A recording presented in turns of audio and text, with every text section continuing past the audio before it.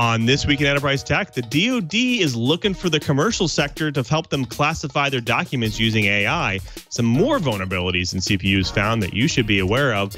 And Brian McHenry, Curtis, and I talked to a great guest, Alex Moore, the CEO of Boomerang, about email and productivity. Twiet on the set. Netcasts you love. From people you trust. This is Twit. Bandwidth for This Week in Enterprise Tech is provided by CacheFly at CacheFly.com.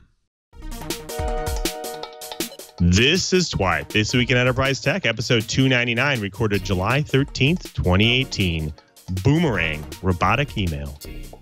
This episode of This Week in Enterprise Tech is brought to you by Rocket Mortgage by Quicken Loans, introducing Rate Shield approval. If you're in the market to buy a home, Rate Shield approval locks up your rate for up to 90 days while you're shopping. It's a real game changer. Learn more and get started at rocketmortgage.com/enterprise.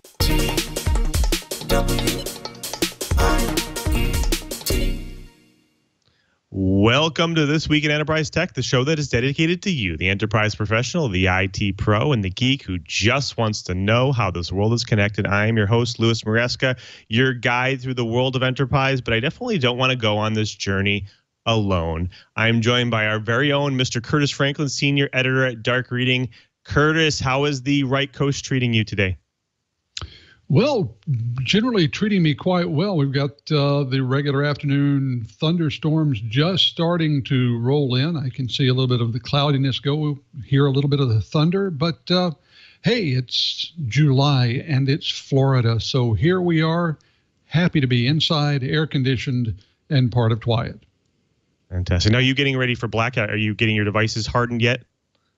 Yeah, I'm sharpening my pencils and getting my reporter's notebooks because, especially for DEF CON, that's as high tech as I go. For Black Hat, being a little bit more adventurous, heavily going with stronger passwords, going with VPNs, and looking up all of the little pocket Faraday cages I can find.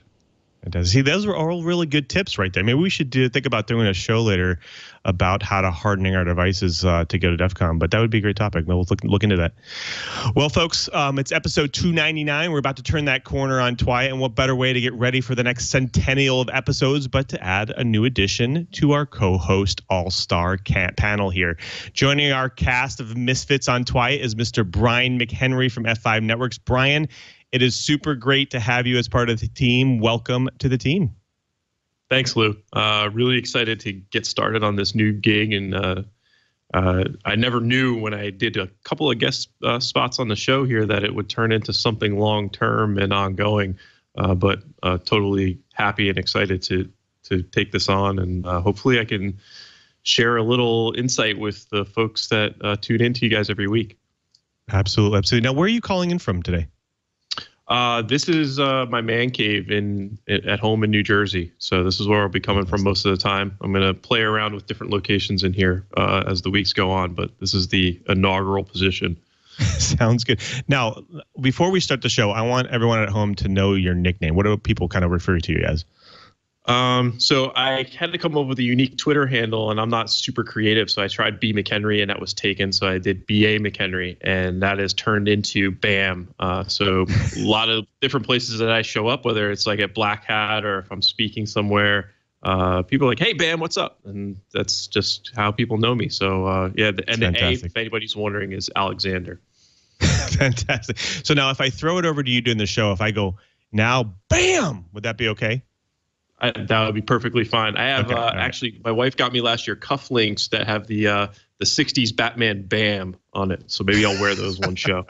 I was gonna say maybe we might have to work that out because I'm not sure if Emerald Lagasse, I think his name is, might be upset with us, but we'll have to see. We'll have to try it out. Fantastic. Right. Well, welcome, and we're very lucky to have you. So thank you so much for being here. Well, folks, we have a pretty great episode. We're going to talk a little bit about the DoD and the search for assistance from the public to classify their documents. And of course, we have a pretty amazing guest about email productivity and making email more fun. And that's Boomerang. And we have the CEO of Boomerang on, Alex Moore. But of course, we can't start the show without jumping into this week's blips. Now, I don't know if you remember, because there have been a ton of exploits and hacks lately, but this past January, we had the Spectre exploit, which affected most of every processor and CPU built since the 1995. What was it? Well, it was a vulnerability that involved a malicious program gaining access to data that shouldn't have the right to see, and doing so by exploiting two important techniques used to speeding up computer chips called supportive or speculative execution and caching. Fast forward to today, researchers at MIT are at it again, finding ways to exploit the hardware characteristics of your CPU, dubbed Spectre 1.1 and 1.2, because we definitely need revisions to the biggest exploit we've ever seen in CPU history. These vulnerabilities are similar to its siblings. What is the main theme? Well, it's the CPU's speculative execution, where the CPU performs work before it's needed in order to speed up the execution. While Spectre 1.1 also uses speculative execution to deliver code that overflows CPU store cache buffers in order to write and run malicious code that retrieves data from previously secured CPU memory sections. Now, Spectre 1.2 is a bug that can be exploited to write a CPU memory sector that are normally protected by read-only flags. How are these vulnerabilities exploited? Well, luckily, both of the vulnerabilities require the presence of a malicious code already running on your PC. There are no patches yet, but both Intel and ARM acknowledge that there's some CPUs out in the wild right now that have the vulnerability, but AMD is staying silent for now. Microsoft, Oracle, and Red Hat have also said they're investigating the vulnerabilities to determine if there are mitigations for them. The research team did get a nice paycheck of $100,000 because of the vulnerabilities, and that's because of Intel's bug bounty program. Now the clock is ticking to see how fast the vulnerabilities can be patched before a real-world exploit can be found in the wild. Hey, want to see how a company should respond to a breach? Let's take a look at TimeHop. TimeHop is a company that specializes in digital nostalgia, and they have released more information on the July 4th breach that compromised millions of users' personally identifiable information. When TimeHop first announced the breach, it revealed that the names and email addresses belonging to some 21 million users were illegally accessed, along with phone numbers belonging to about 22%. That's 4.7 million of them. Now, TimeHop has released the total number of accounts that provided some combination of name, email address, date of birth, phone number, and gender designation to the attacker or attackers. TimeHop has been very transparent in how it released information on the attack. It's provided its timeline and details, the effects, and the steps being taken in its aftermath. Now, TimeHop started on the right foot because they found the breach within 2 hours of its beginning. They've continued to do a good job demonstrating the kind of timely transparency that proves regulations to be what they're supposed to be.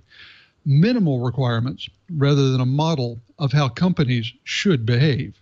Hackers reportedly stole 600 gallons of gas from a Detroit gas station. Now, I take exception with the notion hackers here because this was probably fairly trivial way to access information that you shouldn't be.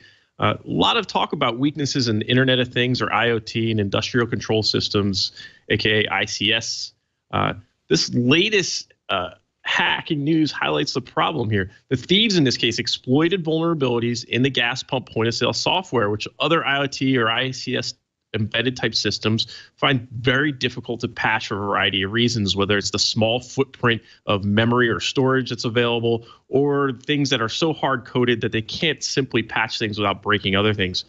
Now, gas stations, we know, have long been the target of scammers, in some cases installing credit card scanners inside poorly secured pumps.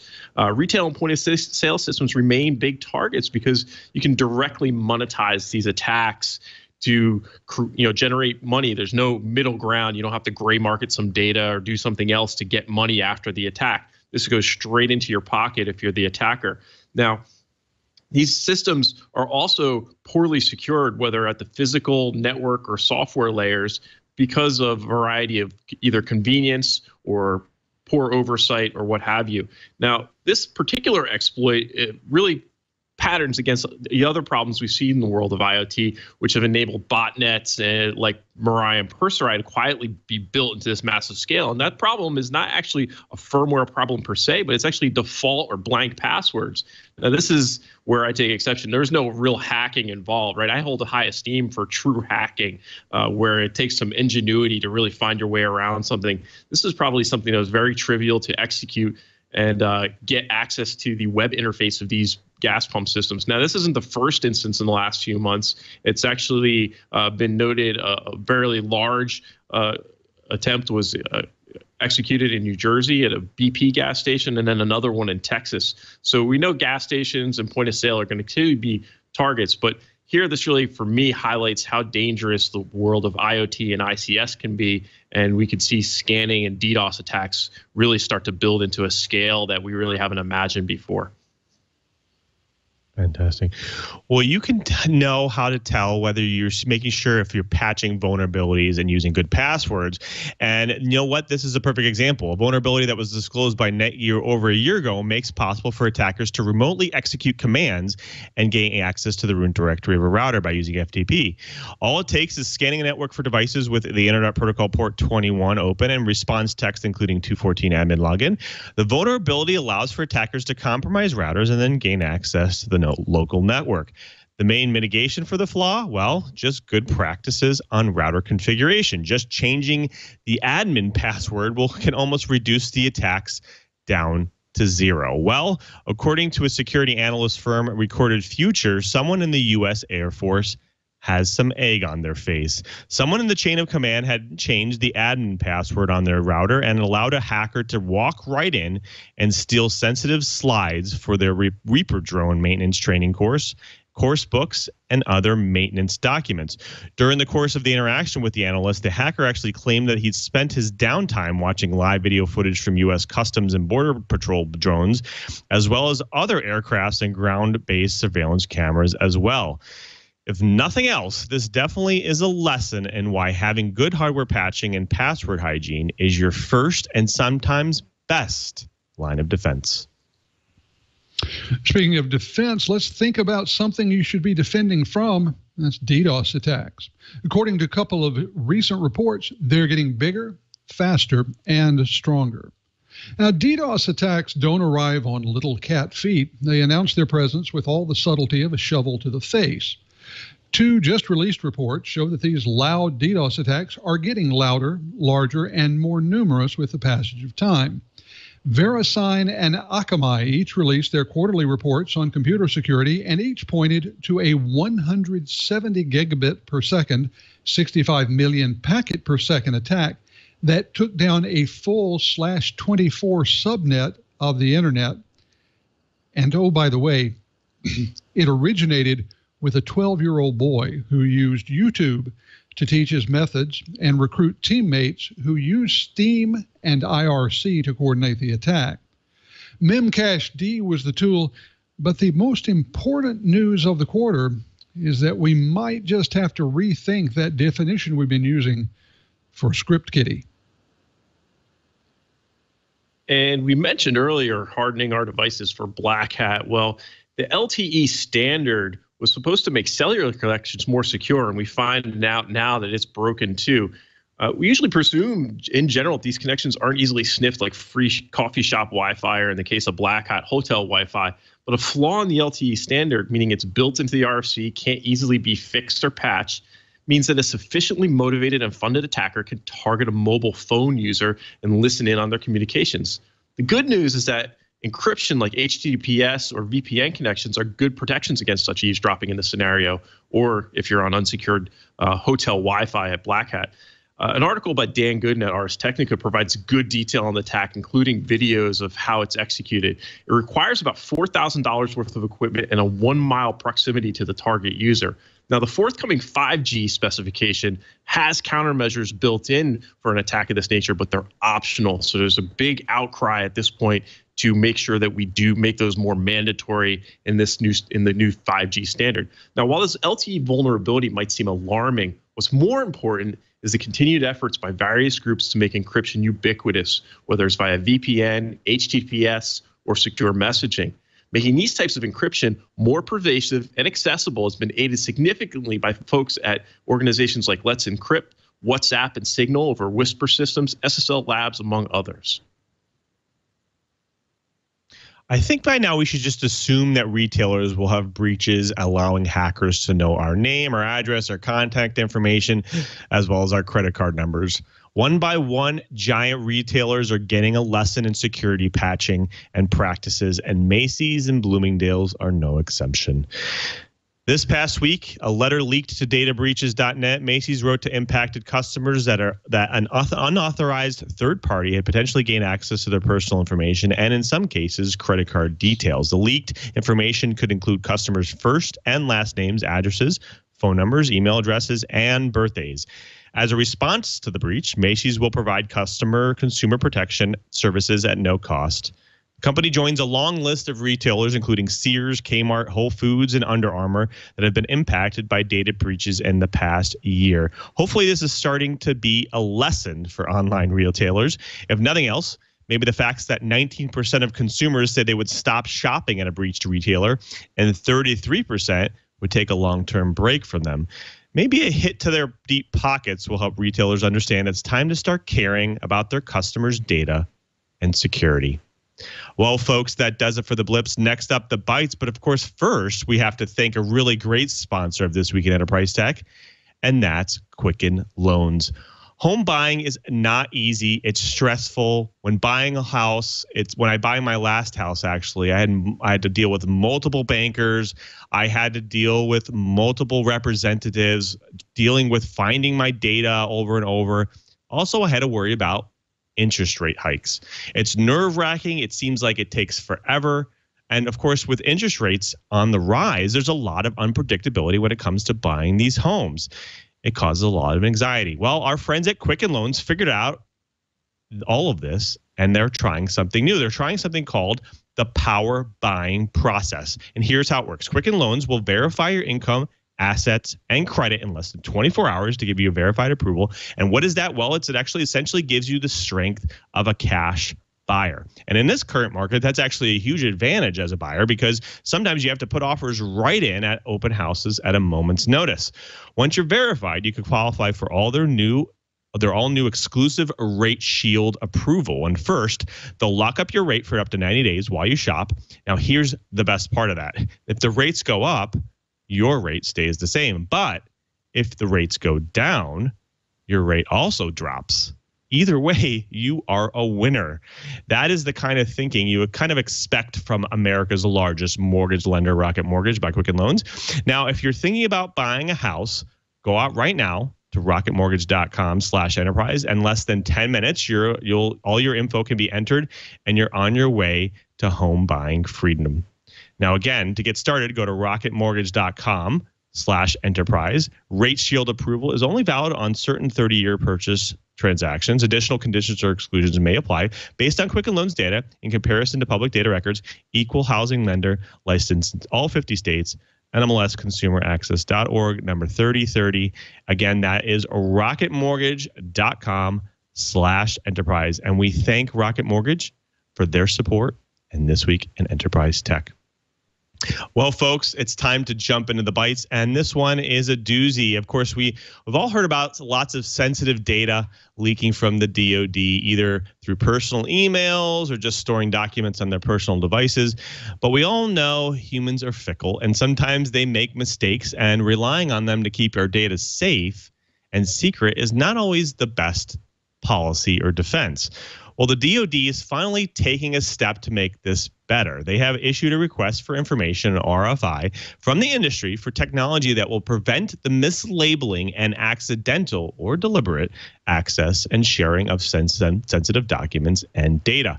Now, the DoD is part of the Office of Secretary of Defense, and they're basically saying investigating the use of commercial solutions for labeling and controlling access to sensitive information. Now, the defense IT officials are also seeking software that must be able to make real-time decisions about the classification level of the information and the individual ability to access, change, delete, receive, or forward the information based on the credentials of the sending and receiving individual facility and system.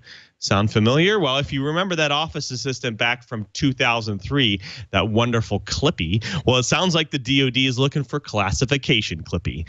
Rather than an autonomous machine learning system, the DoD is looking for an expert system that will advise humans and prevent making mistakes and inadvertent disclosure sharing by offering suggestions. Of course, the DoD also wants the system to properly assign security attributes to non-human readable data formats, including binary files, images, video, and audio files, so that the system can properly determine whether a given user should allow access or not. Of course, there is a stipulation. They want the software to make sure it works with things like Microsoft Office products, including Office Exchange, SharePoint, and Lync.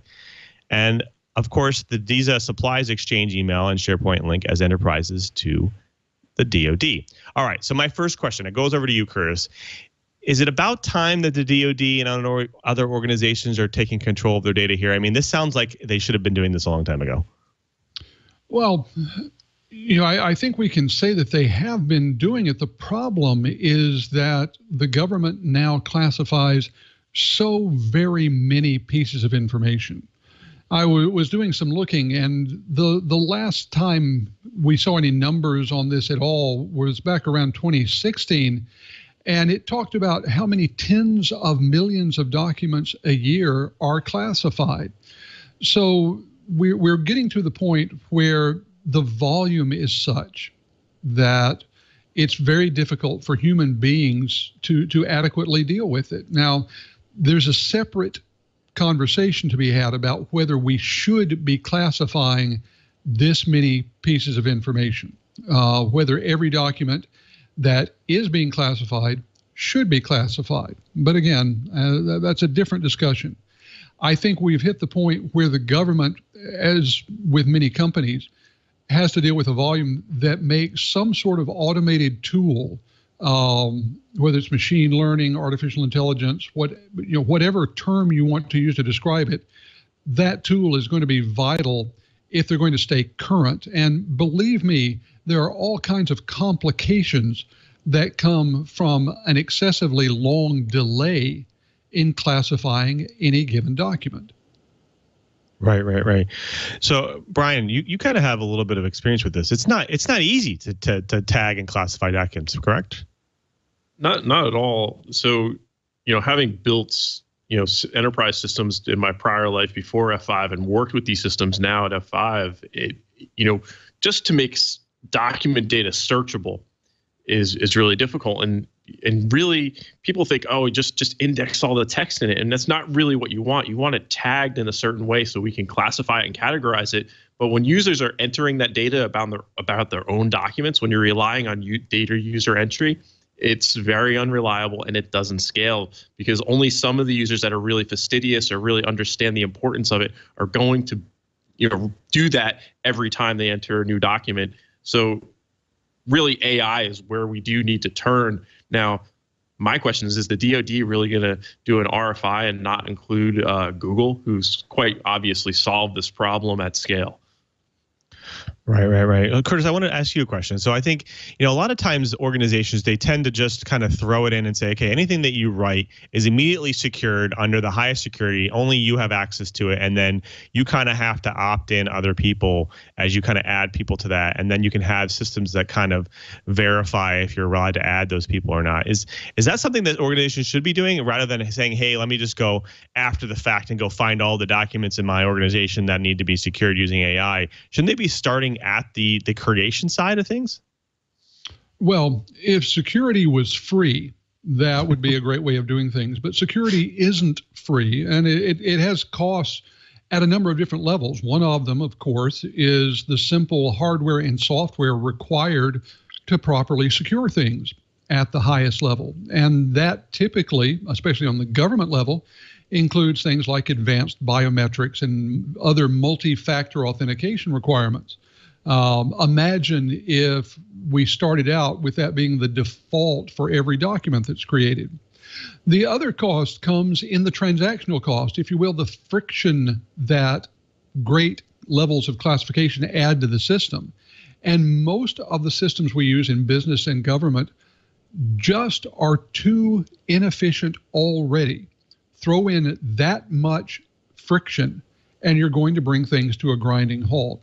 So I would make the argument that from an economic standpoint, the proper response is to take it from the other point of view, that the default is that something is open unless there's some sort of clear and compelling reason to tag it with a higher level of classification or sensitivity. I think doing that and forcing people to think about it is the right way, because that lets human beings be involved where they need to be, making decisions, and allows for automation in the things that follow that, doing all of the tagging, all the marking, all of the classifying that comes from the human decisions. Right. It's interesting that you said that humans should be making decisions. I actually saw a survey recently that cybersecurity professionals, and the stats said that 30% of people claim to be very knowledgeable about machine learning and AI in relation to cybersecurity analytics and operations, but only 12% have deployed or plan to deploy machine learning and AI for analytics and operations. So, to me, I want to throw it over to you, Brian. It sounds like organizations are not making the right decisions here. Is it just education and awareness? I think it's availability of quality solutions that are easy to deploy. Now, when I say that, I mean, you might say 30% has knowledge in this area, and only 12% want to have plans to deploy it, because how many systems really are there out there that have a really good comprehensive implementation of machine learning and AI. I mean, we see that in every cybersecurity conference. You go to Black Hat or DEF CON or RSA, probably more famously, and you'll see the machine learning AI buzzwords flash here, there, and everywhere. Everybody's got it in their product, but who's really deploying it in their product in a way that's meaningful, in a way that's usable for the typical enterprise? And I don't think there's a lot of examples of that going around. Probably the only one that's even creditable, and I'm not even sure if this is fair, is the use of Watson over at IBM. Right. Yeah, I think that the interesting thing here is that I guess it does make sense to, like Curtis was saying, to come from the other side. Is obviously they have all these documents, this information already out there. So kind of having AI, machine learning, kind of jump in, be applied as policy across the organization, and to try starting to do detection and logging and key logging is a good way to kind of rein everybody back in. But again, like you guys were saying, sometimes this doesn't need to be the only level of security that needs to be in there. They need to start adding additional layers in there to ensure that things are secure. But we'll have to see what goes on. We'll have to see what kind of things they decide to pick. We might never know, but we do know that there are solutions out there that can help them. So we'll see where we go from there. Well, let's jump into the next bite. So you guys all heard about the vulnerability from the Apple iDevices, and recently there was a patch that actually fixed a couple issues here. And one of them is that they patched to make it harder for law enforcement to access locked iPhones. But also a less public fix is they fixed the code that caused crashes on certain iDevices when users typed the word Taiwan or received messages containing a Taiwanese flag emoji. Now, this particular vulnerability was essentially a denial of service attack, or what they call a null pointer dereference. Now, the odd part here was the defect was super easy to reproduce. All you had to do is go into iMessage, Facebook Messenger, or WhatsApp and type the word Taiwan. Now, before the patches, the security researcher Patrick Wardle wanted to find a fix for the issue, so he got to work. Now, iPhones notoriously closed nature when it comes to around bug challenges. Their software is closed; it's hard to find. Well, it helped to isolate the memory locations that store the dereference null pointer and a faulty instruction that calls it. And Wardle was actually able to restore the image to pull some of the code libraries, and he eventually found that the crashes were being caused by code that classified messages based on emojis that contained. Now, Wardle's traced the likely purpose of the bug code to documented iOS behavior that hides the Taiwanese flag from emoji menu or from being displayed on the screen when in the region set to China. Now, this is very interesting.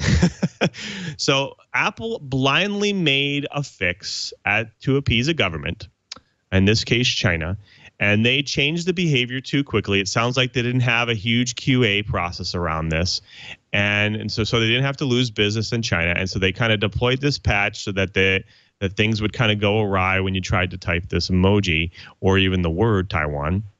Curtis, I want to throw it over to you. Is this something that we're going to see more and more from electronic companies because they don't want to lose business in some big markets like China? Oh, absolutely. As China comes to parity with and perhaps even surpasses the U.S. in terms of the number of consumers that are there, I think we will see many more people or many more companies that come up with fixes that are, let's say that they're kind to the Chinese government's sensitivities.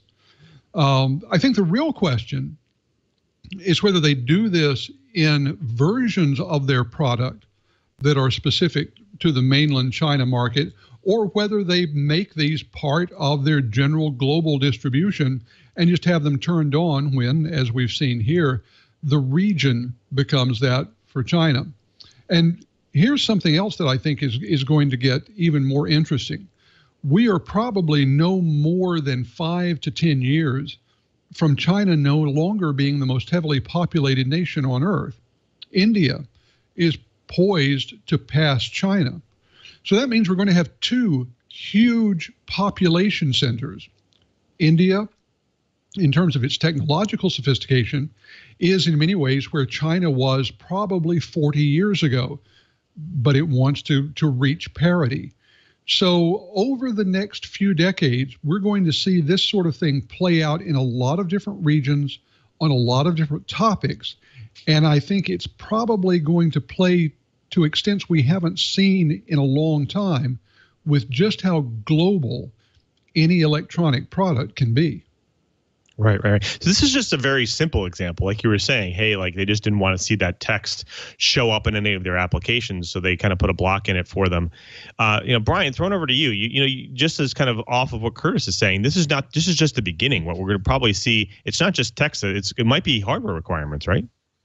Oh, absolutely. It's actually not the beginning. It's more of the same. We're seeing it, in my experience over the last several years, government-approved cipher strings for TLS is a big example of that. So in Russia, the government requires GOST, their government-approved cipher suite. In China, there's SM2, which is now SM4. Now, these are the China national standard. And if you think the reason for that is because they want to eavesdrop, you're correct, right? That's absolutely what these governments want to be able to do. Is they want to be able to offer encryption, but they want to also be able to eavesdrop on their populace. So in order to do business in these countries, if you want to deploy some network equipment that supports encryption, you better support the government national standard ciphers. And so that's just one example of the type of compliance requirements that are going to be required of enterprise tech vendors in particular, just to be able to do business in these various countries. And these are huge amounts of dollars that we're talking about, especially in the enterprise. Like China is a huge country, but their enterprise tech business is really taking off over the last several years. And that's something where, every company from F5 on my side to Microsoft on your side, Lou, are facing as they want to do business here and really address these growing enterprises that are in these new regions. It's a huge revenue center, and there are going to be accommodations made in the products, and there may be different versions of code shipping in different regions for that very reason. Right. And I can tell you, like from experience, having different code bases, even time of forking the code or having different portions of the code be different due to regional requirements is tough. It's tough to do, and it's tough to maintain because you have to have different testing processes for all of them. You have to verify in different environments and different hardware. So I really think that, Apple was almost reluctant to push back a little bit here. But, when there are requirements from government agencies to say, hey, we're not going to allow your devices to come in or even be sold here because of this, it kind of makes sense. Curtis, I want to kind of throw it over to you before we move on. This sounds like almost like Apple kind of rushed to do this to make sure, and they didn't really have a plan for it. So as Brian and you've been saying, hey, like organizations are planning for this. They're knowing that, hey, there's going to be specific new requirements like in the EU or China or in Asia, and we're going to have to kind of appease those types of governments by making hardware changes and software changes. It sounds like Apple wasn't ready. Is this something that we've seen in the past with them, or because it sounds like enterprise is not really on their forefront here? Well, I think it's obvious that enterprise really isn't at the forefront of Apple thinking. It's not where they make the bulk of their money, even though they are huge presences in the enterprise through their iDevices and even the Mac. But you're right. This has all the hallmarks of a project where someone said, oh, this will be an easy fix, but they didn't fully think through all the ramifications. And I think everyone who's been involved in tech has seen things like this, where the fix itself is, in fact, pretty simple, but there are just all kinds of ramifications that you need a rigorous testing regimen to work through, find, and take care of. Right. Well, we'll have to see. I mean, I think, like you guys have been saying, organizations need to be ready for this, and they need to have, their CI/CD loops ready to go, and they need to make sure that they have the QA processes in place for be able to handle these types of regions. So we'll see what happens. Fantastic. Well, folks, that does it for the bites. Of course, now it brings me to my favorite part of the show, which we get to bring a guest in to drop some knowledge on the Twilight Riot, and today is no exception. We actually have an in-studio guest, and that is Alex Moore, CEO of Boomerang. Alex, welcome to the show. We're really lucky to have you here. Thank you for coming. My pleasure. Thanks for having me. Absolutely. Now, I can tell you right now, I'll be honest, I use Boomerang every day, so I'm a little bit biased to how great this tool is, but we'll try to be open and talk about its technologies and how it makes things easier and how it kind of helps users along. But first, I wanted to maybe kind of get a little bit of history just about maybe you and kind of how you started in the tech business. Sure. So we've been, Boomerang's going to turn 8 years old in August, which is amazing to me. So we've been doing this for a while. Before that, I was an analog circuit engineer, helping make HDTVs 10 cents cheaper. And I was just living in my email. I was, in Outlook all the time, sending emails to folks, following up with folks, trying to get them to get me the stuff that I needed them to get me. And, it was just kind of I've always kind of been an email geek. Even when I was in MIT, I was really interested in like productivity, personal productivity in email. And so I think as I became subject to the problems, I kind of thought, hey, let's go do something about it. Right. Now, Boomerang has had quite a ride as a startup, and I love some of the stories that I've heard in the past. You started out as Techstars, funded in 2009. Can you give us a little history? And also, after you give us a little history, I want to hear the story about getting some money when you were giving a ride to somebody. Sure. Yeah. So we started back in Boston. We were freezing. We were cold. We weren't exactly working on Boomerang. We were working on a different email related thing. Kind of pivoted around, changed our business model, changed our product, and then found something that was working with Boomerang. So we tried to raise a seed round for Boomerang back in Boston. It didn't go super well. Winter was coming. We were running out of money, and we came out to Silicon Valley to see if it is in fact different out here, and it was. So one of the things that we were here in between a couple. I think I was out here between a couple weddings. And my wife and my co-founder Mo was on her phone in the hotel room, and she was like, "Go get in the car, get on 101 right now." And I had no idea what she was talking about, but when she says go, I tend to go. So it turned out that Dave McClure, one of the folks behind 500 Startups, was looking for a ride to his auto mechanic, and whoever picked him up could pitch him on the ride over. So I was the first one to get there, picked him up, drove him over there, and dropped him off. And on the way, we talked about Boomerang, talked about the user growth, talked about the direction we wanted to go with the company, and at the end of the ride, he agreed to invest and bailed us out and kept us going.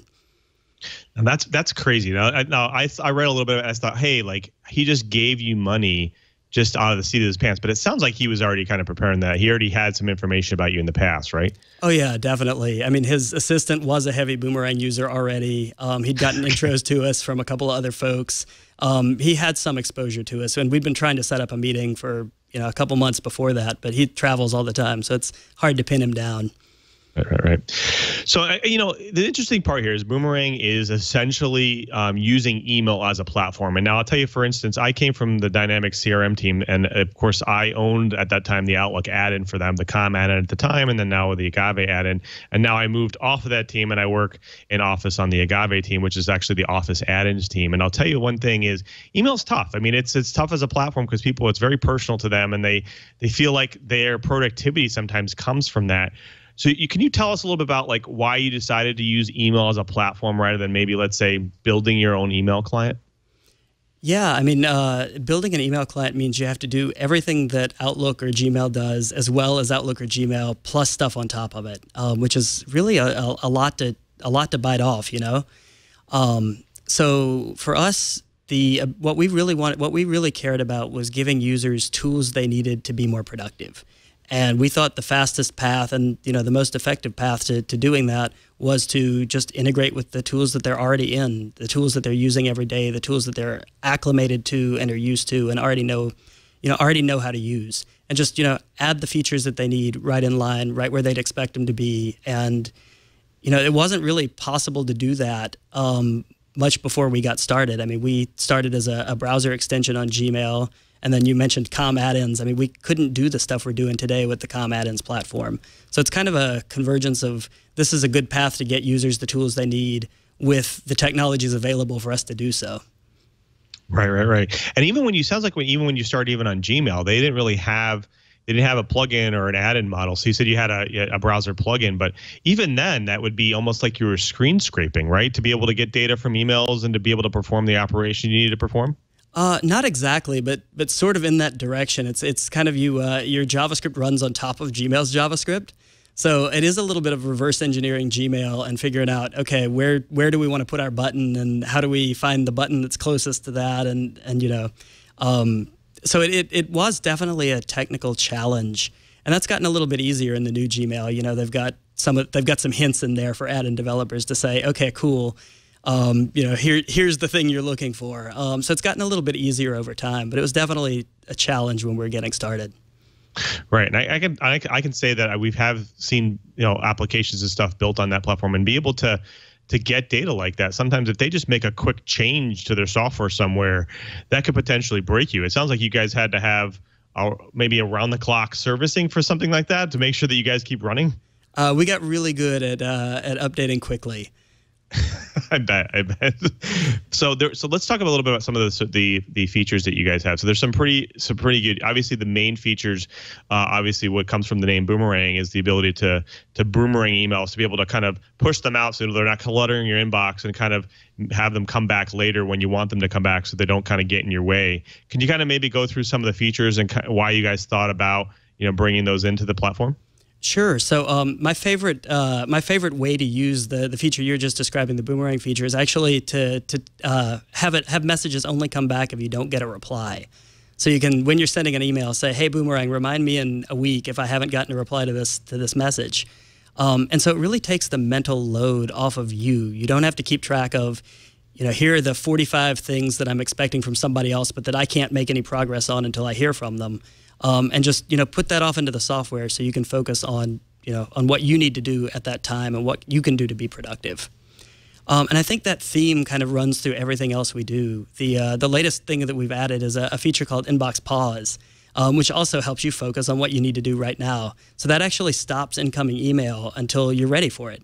So you can pause your email, work on something for 3 or 4 hours. And still get emails from your boss or from something you're urgently waiting on, but not get interrupted throughout the entire workday, with a constant bombardment of like list messages and things like that. So I think that's really kind of the theme that runs through everything, is help people focus on what's important to them.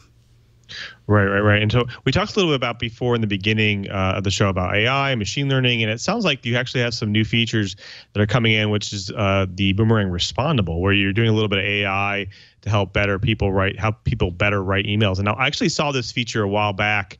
There's a product called Textio. I'm not sure if you're familiar with it, where they actually help you with your job postings, and they kind of gamify it by giving you a score on whether your job postings, leaning to a little bit to the rough side, if it's leaning to one gender or different areas like that, and it kind of gives you a score based off of that. So that seems like that's what you guys are doing here, but you're taking that to a whole new level to make sure that you're writing these emails correctly. Can you tell a little bit about that feature and maybe how you guys are using natural language processing for it?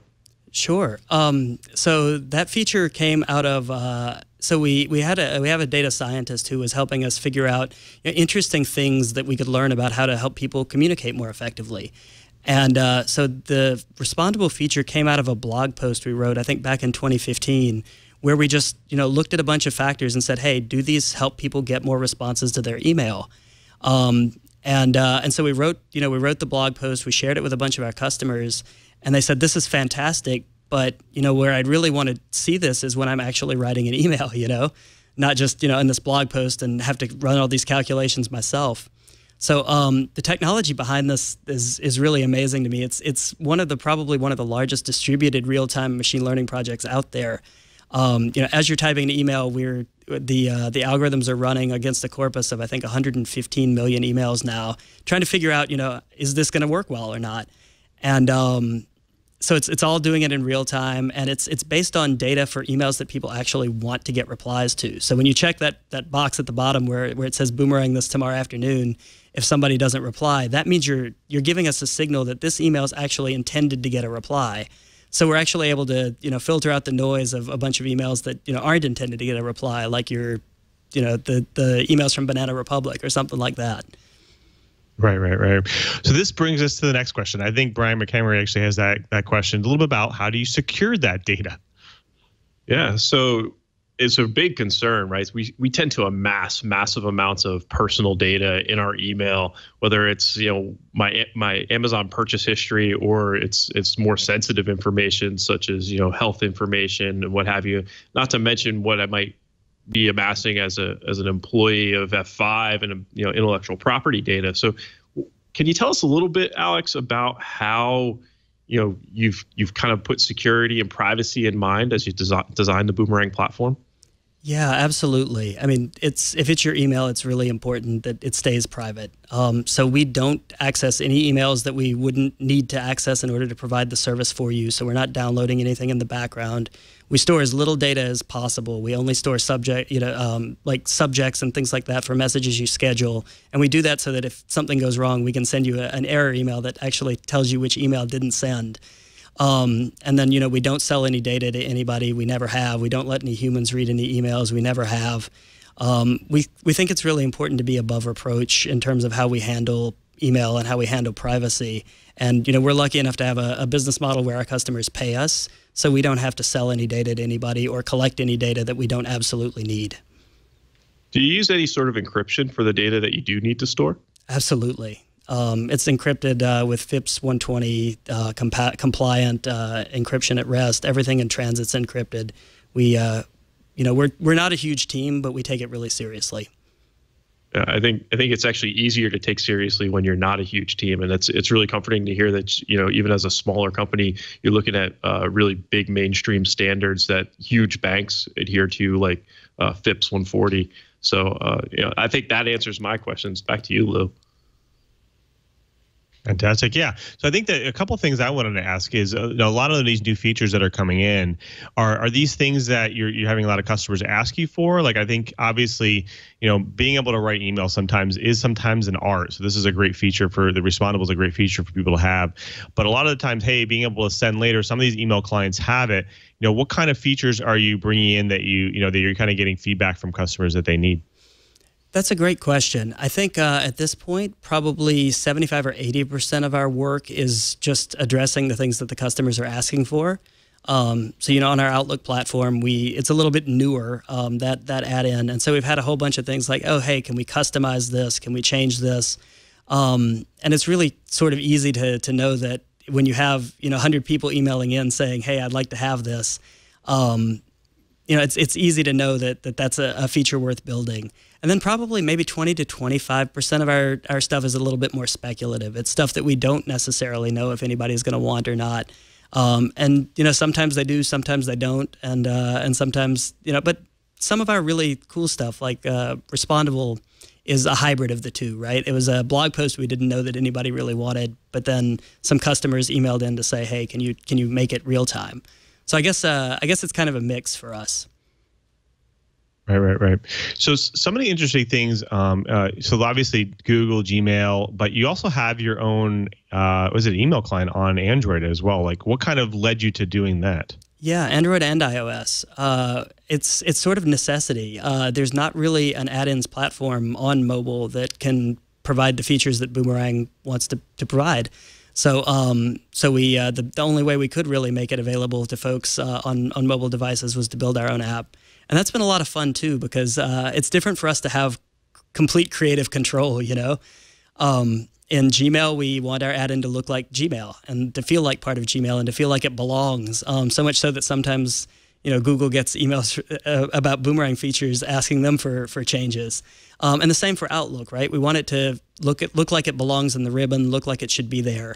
And on mobile, there's not really an expectation of anything looking like anything. We can do whatever we want to do. So it's been fun to have that kind of creative control, and I think we've been able to do some really cool stuff. You know, our iPhone app has a voice assistant where you can say, hey, reschedule all my meetings for today. And it can do that for you. It'll draft emails, suggest times to everybody. You know, you look at them, you send them, and then it declines all the meetings. And it's not possible to do anything like that in an added environment. So it's really neat. Right now, you guys, I remember you were doing a talk a while back, and I was in there listening, and I noticed one of the quotes you said is, hey, like sometimes building your own email client's hard because you have to have I can't remember the number that you gave. It was like N number of features that if you don't have, customers will just kind of ignore you and move on and move to the next thing. Is this something that you also had? Obviously, you knew what those N things were, so you potentially put those into the iOS, Android clients. But are there new things that you have to continually to add to that feature set? Because of course, email is continually evolving, and people kind of expect more from it. Yeah, it's a constant. It's definitely a constantly moving target. I mean, the email apps on iPhone and Android have gotten much better over the past few years than you know back in 2012 or 2011. But you know, we've also been able to grow. We didn't start as a client company in part because we had just the 3 founders. These days, I think we've got 21 engineers, and it's a lot easier to get to. It's a lot easier to keep up when you've got a large enough engineering team. You know. Right. Well, I'm going to throw it over to Curtis because he has some questions about kind of comparisons to some of those collaboration engines that are out there. Curtis? Well, I think that one of the questions that I have is based on some huge trends we've seen. Is something like Boomerang enough to keep email relevant? Especially when I talk to some of my younger colleagues, I hear people who very proudly say, you know, I just don't use email anymore. They use either instant messengers or they use some sort of collaboration platform like Slack or Microsoft Teams, WebEx Teams, something like that. So, you know, is your goal to really keep email as a viable collaborative and communications form for the enterprise? I don't think we are, as a company, our mission's not tied to email. It's tied to personal productivity. And I think email's still got a really important role to play in that, and will continue to have an important role to play in that for decades. I think, you know, Facebook was supposed to kill email, Slack's been supposed to kill email, and the volume of non-spam email that's sent keeps increasing every single year. And that's not, you know, in the business world especially, that trend isn't slowing down, it's accelerating. So I don't think email is going to go away. It may become a smaller piece of the pie, the overall, you know, productivity and collaboration pie, but I don't think it's going to stop being a part of it altogether, if that makes sense. And I think one of the things that helps keep it alive is that the problems that happen right now, those collaboration platforms are mostly good for intra-team communications. And when you open them up to everybody else, right, if you all of a sudden start getting Slack messages from you know, Banana Republic, then all of a sudden the spam problems that email solved years and years ago all of a sudden become a Slack problem. So I think email is going to continue to stay really important for inter-team communication. Well, when you talk about the personal productivity being the focus of your company, I get that. And, you know, my co-hosts have talked about things like the platforms you've been on and all of that. Now, I noticed looking at your site that you deal with things like scheduling. You really tie a lot of things together. when you look forward, can you imagine the fence around what you include in the Boomerang platform getting bigger and bringing even more of these tools together under one sort of Boomerang umbrella? Funny you'd mention that. Yes, absolutely. That's one of the things that we're looking at is, how do the different pieces of the pie fit together, and how do we add value on top of all of them? Because we're not currently platform agnostic, obviously. We're pretty email centric, but we definitely are looking at how do we bring the same kind of productivity tools to different platforms also. Cool. So I wanted to throw it over to Brian because he wants to talk. He has a couple questions about the collaboration engine as well. Yeah. So on that point of kind of branching out, I actually think rather than branching out, I'm more interested in, a lot of times I have a conversation in Slack or Teams, and then it's related to an email thread I have going, and not being able to view that in the same place or create some sort of logical link between the two is a challenge for me. And I'm wondering if maybe the guys at Boomerang might be working on solving that for me. I can't really comment too much on that, but we're aware of that problem for sure.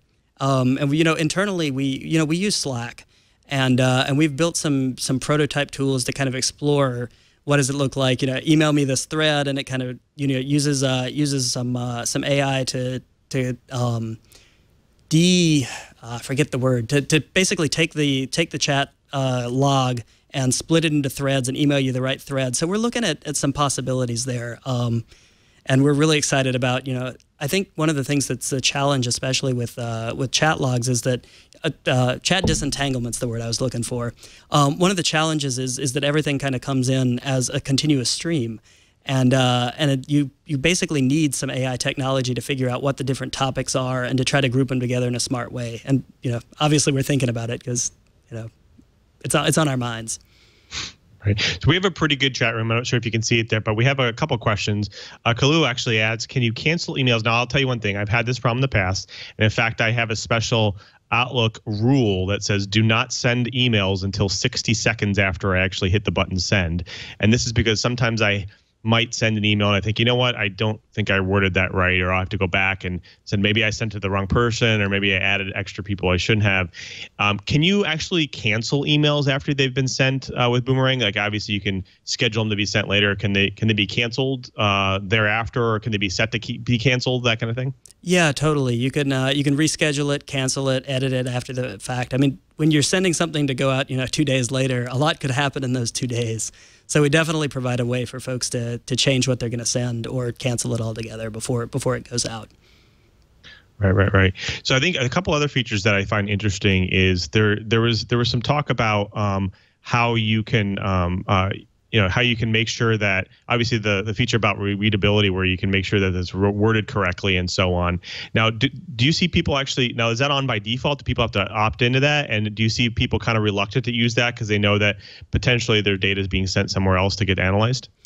One of the things that is really cool about the way we implemented it is by default, it's actually local only on your computer. So we kind of built sort of like a modified version of like Core ML or something to embed inside of a browser. So we actually send the model along with Boomerang's code, and it actually runs locally without sending your data anywhere. If you opt into some of the advanced features, like if you want to know how positive or negative you sound, then it does go to our servers, but you have to opt in, and we throw all of that data away as soon as we're done processing it. We don't store anything. Got it. That's cool. Now, there used to be a feature called email gaming. Is that still around? I can't remember if I saw it or not. It lives. It doesn't get a lot of attention from us, but it lives. Fantastic. Cool. Well, I guess unfortunately we're running out of time. I wanted to leave it up, see if there's any other questions from the chat room. Or Brian and Curtis, do you have any questions for Alex? I think I have had just about all of my questions answered. This has been a great guest, and I've been thrilled to be part of the conversation. Fantastic. Cool. Well, yeah, Alex, we thank you for being here. We appreciate it. Unfortunately, we've run out of time. Of course, folks, You've done it again. You've sat through another hour of the best dang enterprise tech show, according to 9 out of 10 Boomerang emails. But of course, I want to thank our panelists from dropping some knowledge on Twilight Writing, starting with my co-host in crime, Mr. Curtis Franklin, senior editor at Dark Reading. Curtis, it's always a pleasure of having you here. Can you tell the folks at home where they can find you and all of your work and your adventures? Well, it is a great pleasure for me to be here, and you can find my writing over at Dark Reading. I had a piece this week on how to protect DNS. Got another one coming up for next week on protecting the things that aren't DNS. Going to talk a little bit about things like BGP and network time protocol, get all that NTP love going. So lots of good stuff happening over there. To find out when it's going to happen, please follow me on Twitter, KG4GWA, and I'm also starting to prepare for Black Hat. So if you're going, or if you're not going but have things you'd like to hear about, hit me up with a direct message on Twitter. We'll be happy to either meet you there or make sure that we get your questions answered. Fantastic. Of course, we have to thank our newest co-host in crime here, Mr. Brian McHenry from F5 Networks. Brian, we are so excited for you to be here. Thank you so much for being here. Great show. Give you 30 seconds. Tell the folks at home where they can find you, all your work, and anything about F5. Absolutely. Check me out on Twitter. That's the first place to find where else I'm going to be. So that's B.A. McHenry. That's where BAM comes from. Also, be sure to head over to Dev Central. That's F5's community site, devcentral.f5.com. That's where me and the rest of the customer solutions engineering team that I work with and try to lead to better and brighter places. That's where we put out a lot of videos, a lot of things designed to make F5 technical solutions easier to implement. And last but not least, head over to informationsecuritybuzz.com. I have a quasi-monthly column over there. My next piece will be out in a couple weeks, and it'll be about threat modeling. Fantastic. Of course, I want to thank our guest today, Alex, CEO of Boomerang. Great show. Thank you so much for being here. We wanted to give you 30 seconds just to tell the folks at home where they can find you, where they can find your work, of course, where they can find Boomerang. Thanks. We're at boomerangapp.com. I'm at AWMore on Twitter. And yeah, thanks so much for having me. And yeah, try Boomerang. I think you'll find yourselves being more productive with it. And it's made with love. Absolutely. Thank you so much for being here. And also, I want to thank you. You tune in each and every week. You are our loyal listeners. We couldn't do this show without you, and we want to make it easier for you to tune in and listen each and every week.